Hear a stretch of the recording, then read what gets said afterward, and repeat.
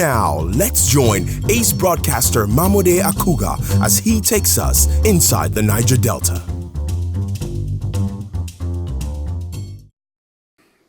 Hello out there and welcome to the program. It's Inside the Niger Delta, the authentic voice of Nigeria's oil-rich region. I'm your regular host on the program, Mamode Akugha. In the last 5 decades, Nigeria's economy has survived on revenue generated from the oil and gas sector, which unfortunately has operated in fits and starts. Until recently, Nigeria was globally recognized as the giant of Africa, with her vast fossil fuel endowment and large market. Following a gradual departure from hydrocarbons to renewable energy sources on the global stage, however, the country faces an imminent economic catastrophe, with the Niger Delta likely to end up as the worst victim of a post-oil economy. This is the focus of our first issue in today's edition of the program. Moving on, we go to oil-rich Kula Kingdom in Akukutoro local government area of Rivers State, where host communities of OML 25 have rejected an intervention by Governor Nyesom Wike into a long-standing dispute with Shell Petroleum Development Company, SPDC. And finally on the program, we bring you details of the giant strides made by an indigenous participant in the oil and gas industry, Azikel Petroleum Limited, which is constructing the first ever hydro-skimming modular refinery in the Niger Delta. Inside the Niger Delta, the authentic voice of Nigeria's oil-rich region will be back in just a moment. Don't go away. Niger Delta Development Commission, NDDC, determined to make a difference. Welcome back. If you're just joining us, it's Inside the Niger Delta, the authentic voice of Nigeria's oil-rich region. The economic future of the oil-rich Niger Delta region, and indeed the rest of the country, may be getting increasingly uncertain as other energy sources like wind and solar gradually edge out crude oil in the global energy market. In this report, correspondent Tekena Amiofori takes a look at the reality of a post-oil economy in the Niger Delta and what the state governments are doing to diversify their respective economies. The future of Nigeria's economy, which is largely driven by oil and gas, has been the subject of a growing debate in recent times. While many point out that a likely depletion of non-renewable fossil fuels in the Niger Delta is only a matter of time, some have argued that the oil wells are unlikely to dry up anytime soon. In more recent times, however, the concern has shifted from the lifespan of the black gold to its continued relevance in the international markets. This follows a new global regime of concerted and drastic efforts to depart from hydrocarbons as a reliable energy source, a fast-growing trend that seems to suggest in many ways that the days of crude oil and gas are indeed numbered.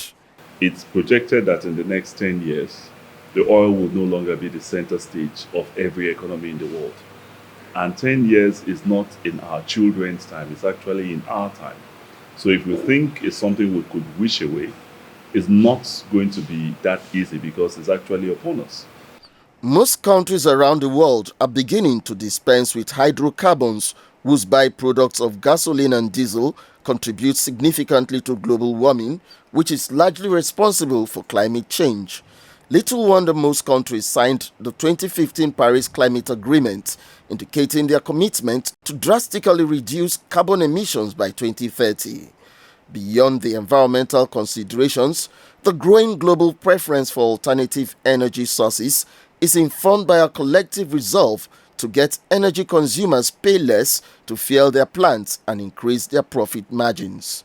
With the application of new technologies to develop alternative energy sources, solar power costs have been on the decline since 2008, and same goes for wind as a preferred energy source. From all indications, these are foreboding signs for Nigeria, whose economy is heavily dependent on crude oil for survival. Since 1999, the Niger Delta state's share of the country's oil revenues has increased up to 13%, but their increased revenue profile has not translated to improved living conditions in the region.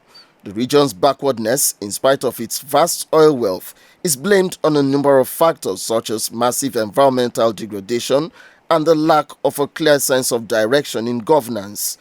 In October 2010, governors of the South-South geopolitical zone, otherwise referred to as the core Niger Delta states, established the Brace Commission to promote the region's industrial capacity. The Brace Commission, comprising Bayelsa, Rivers, Akwa Ibom, Cross River, Edo and Delta states, was set up to develop a common pool of resources for the purpose of economic diversification to absorb any likely shock in the event of a post-oil economy. Sadly, however, the Brace Commission that was established to integrate the Niger Delta economy into a formidable bloc is now in a state of coma.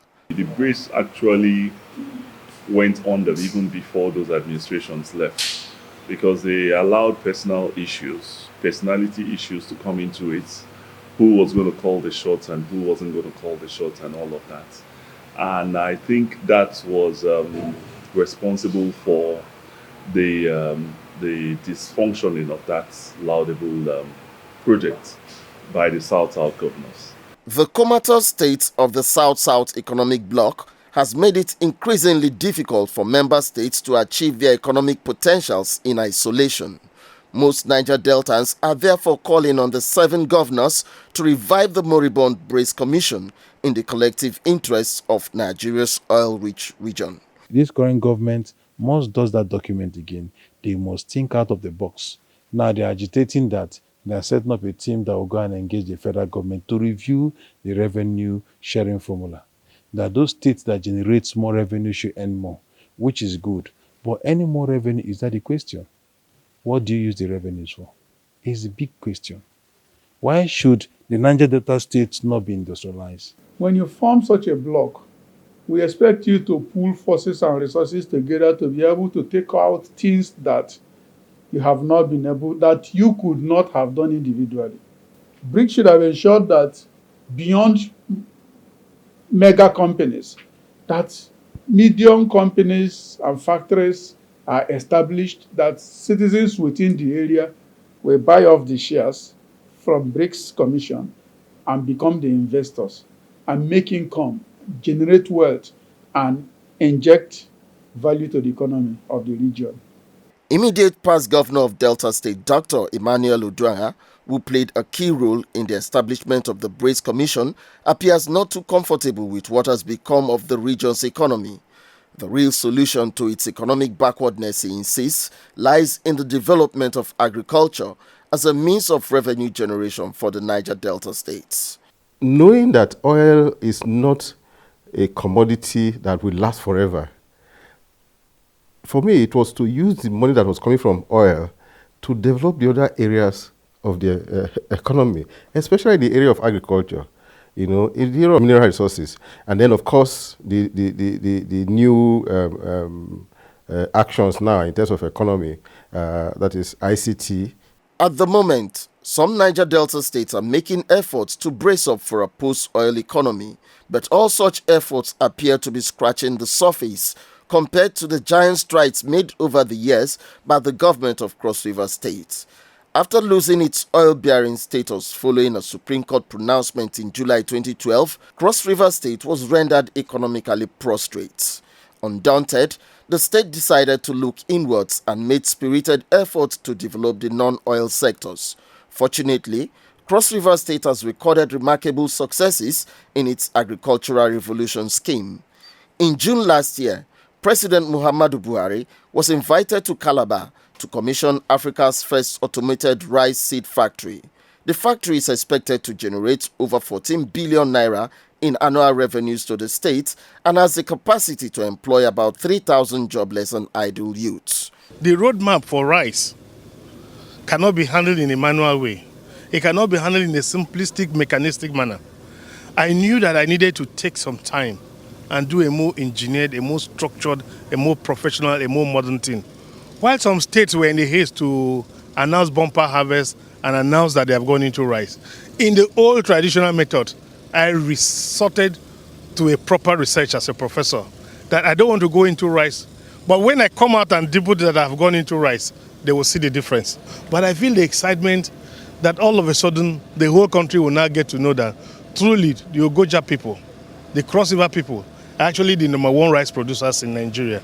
And with what I have come in to bring for them, with the drying systems, the silos, the storage systems, and even the solar cubes, which is the new technology in the US, where farmers will use solar energy to store their grains with just $50,000. They own one. So I'm doing that for communities at different levels. I don't start unless I'm doing the very best. With the development of the agricultural sector, Cross River State has been able to nurture and grow other agro-allied industries and now appears to have fulfilled all the preconditions for a possible industrial takeoff.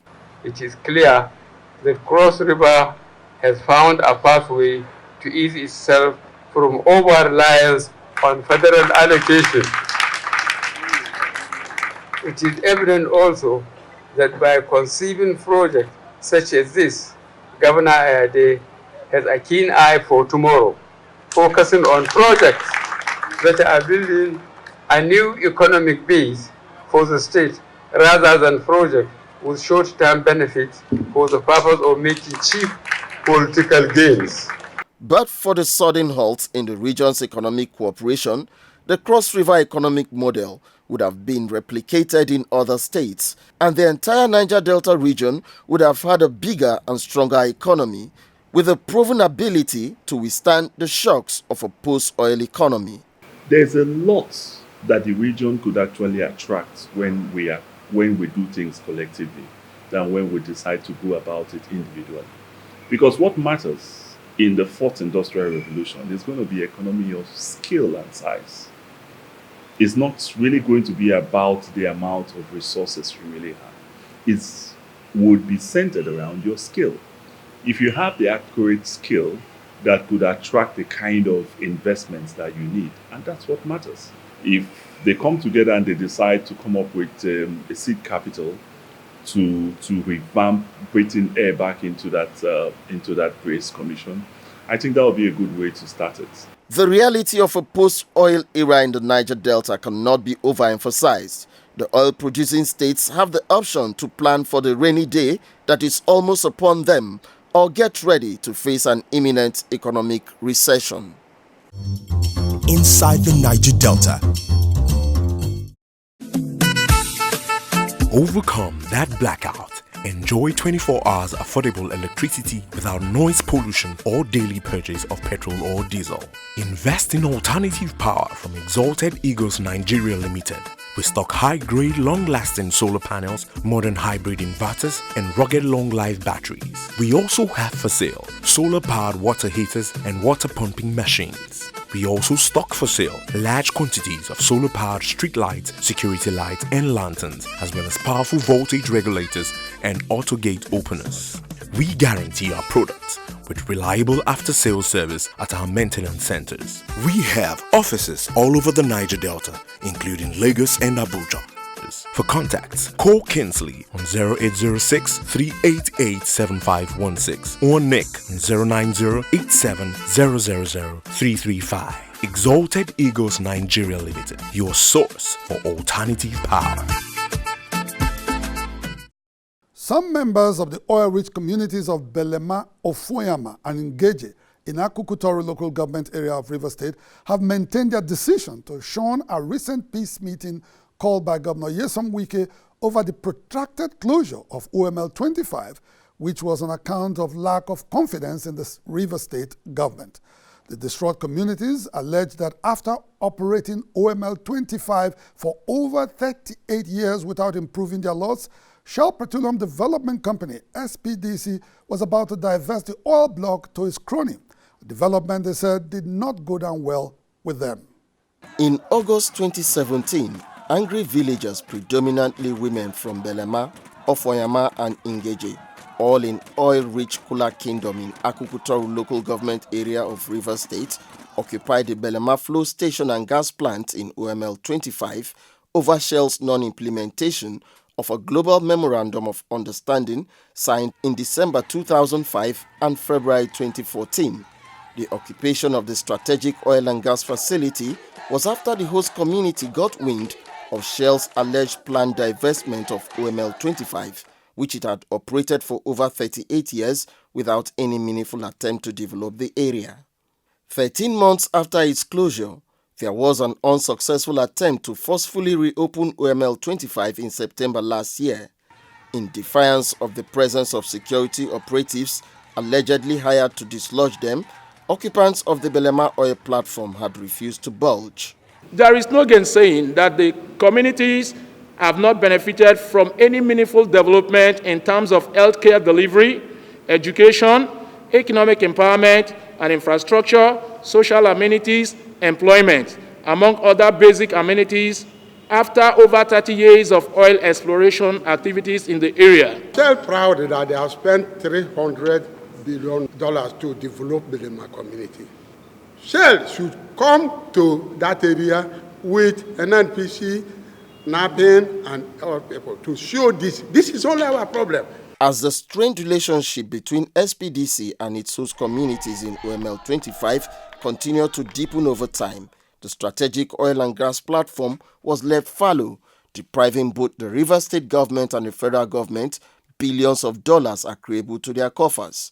It was what Governor Nyesom Wike considered an ugly scenario when recently he decided to intervene in the conflict. At a peace meeting attended by representatives of the host communities and Shell's officials, Governor Wike had ordered that OML 25 be reopened at a time not later than 7 days. Federal government is being denied revenue. State government is being denied revenue. Local government is being denied revenue. As a responsible government, will you fold your hands and allow this? Some members of the host communities who shunned the peace meeting in Government House, Port Harcourt, insisted that it was not the place of the governor to call for the resumption of oil production in OML 25. This is a matter that is before Mr. President. Mr. President has delegated this matter to the Vice President, who in turn has delegated this case to the Minister of Petroleum. We are on it. We had met with the NPC and Shell worked out on us. We cannot rely on the state government because this matter is purely on the exclusive list. He's inviting people for a meeting. He's supposed to invite the stakeholders. We, of Belema, of Oyama, and Geje, are the stakeholders of that place. We are the host communities. Particularly my community was not invited for the letter is sent for a meeting that he wants to hold with his believers. The host communities further stated that, in search of an amicable resolution of their differences with Shell, they had approached the presidency to intervene in a dispute that has been prolonged by what they describe as the standoffish attitude of Shell. Consequently, they had decided that the Anglo-Dutch oil giant and its allies were thenceforth a persona non grata in OML 25.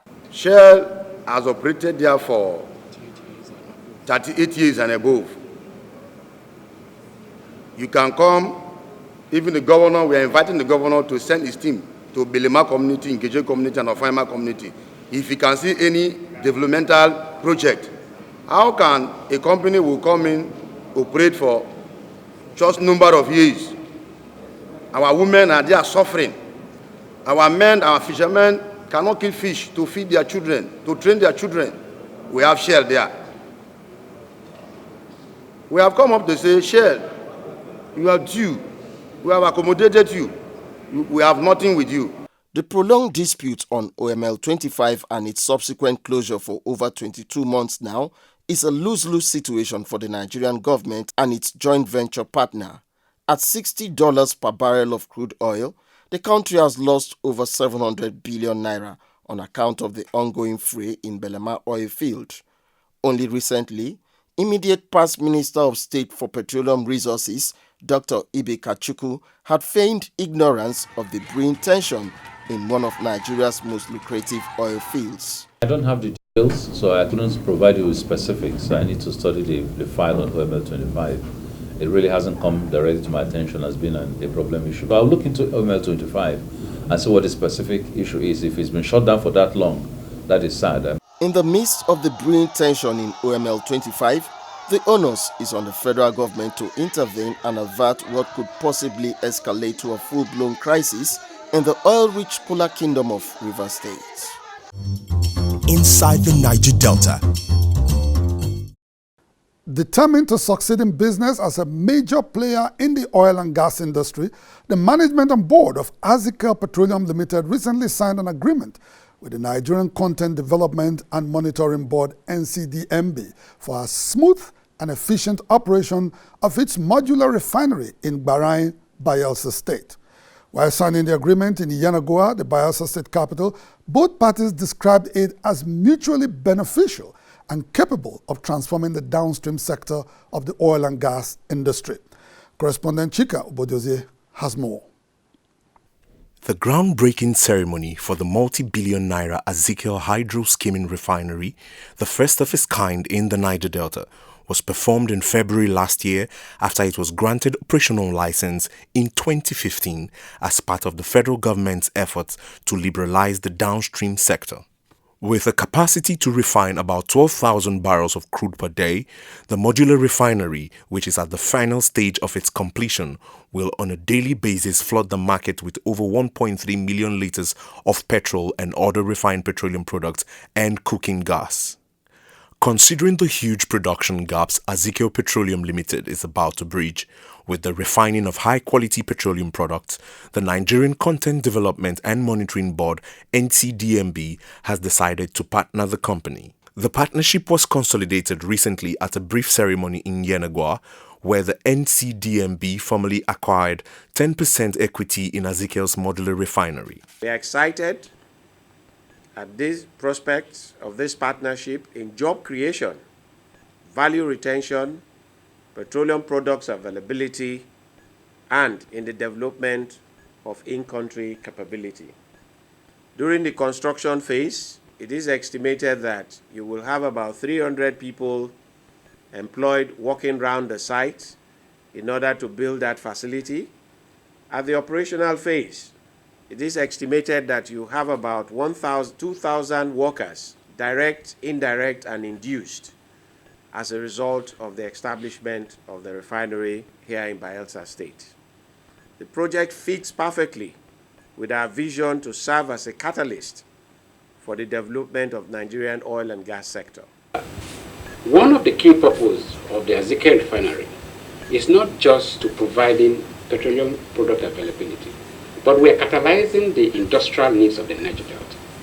We are beginning to change the trend of things, begin to create not just industrialization, but also creating employment, regigging the economy of the Niger Delta people and Bayelsa State. We are ready to doing that, and I would say that we are now seeing the completion line. We've made very critical achievements, and also with the participation of the NCDMB, the participation is going to bring more into crystal the effort that we've made. An indigenous company with a global outlook, Azikel Petroleum Limited brings innovative and environmentally friendly standards in its operations. In very clear terms and without any form of ambiguity, the Azikel Petroleum is the very best refinery coming up, catching up the limelight in the near future in Nigeria. Azikel Petroleum is tagged as the best, most innovative refinery, particularly in ensuring that our processes are taking into high consideration the lowest level of gas emissions, the lowest level of environmental hazard, and protecting the environment as a whole. The models that have been used and the technology, engineering technology being deployed in the Azikel Refinery project classifies our product as the very best from minimum grade of Euro grade 5. All the products that are coming from the Azikel Refinery have a minimum standard of Euro grade 5. And we do hope that as we commence production, we're going to also further step it up to Euro grade 6. The quality and the product slate of the Azikel Refinery are PMS, which is petrol, diesel, kerosene, aviation fuel, LPG, otherwise the domestic cooking gas that you use at home. Azikel Petroleum Limited is a subsidiary of the Azikel Group, which has interest in oil and gas, dredging, aviation and power. Dr. Eruwani Azibapu, the brain behind the Azikel conglomerate, says his investments isn't just about making profits, but to touch the lives of Bayelsans and their counterparts across the Niger Delta. Our critical drive is to industrializing, creating wealth and financial freedom. We are committed to how do we build the industries for our people? How do we reposition the Nigerian economy to a self-sustaining economy, particularly in the infrastructural needs and also in energy and petroleum subsector of the Nigerian economy. Bayelsa State is safe for investment, and the Nigerian state is also attracting more investors. Like you know, the Azikel board, comprised of multinational people, the paradigm is changing where Bayelsa State is receiving international people. We have a team of experts that live in Bayelsa State. They enjoy their life in Bayelsa State, and we're changing the paradigm of driving the economy of Bayelsa State. The Azikel hydro-skimming modular refinery, located at Gbarain in Bayelsa State, will be completed in few months and is to commence operations soon after its completion. Inside the Niger Delta. It's indeed a laudable attempt by Azikel Petroleum Limited to bridge production gaps in the country's capacity to refine petroleum products. And that's how much we can take on the program today. Inside the Niger Delta, the authentic voice of Nigeria's oil-rich region will be back same time next week on this station. You can follow us on our social media handles showing right now on your screen. Many thanks for staying tuned. On behalf of the production crew, I'm yours sincerely, Mamode Akugha, signing off on the program, and bye for now.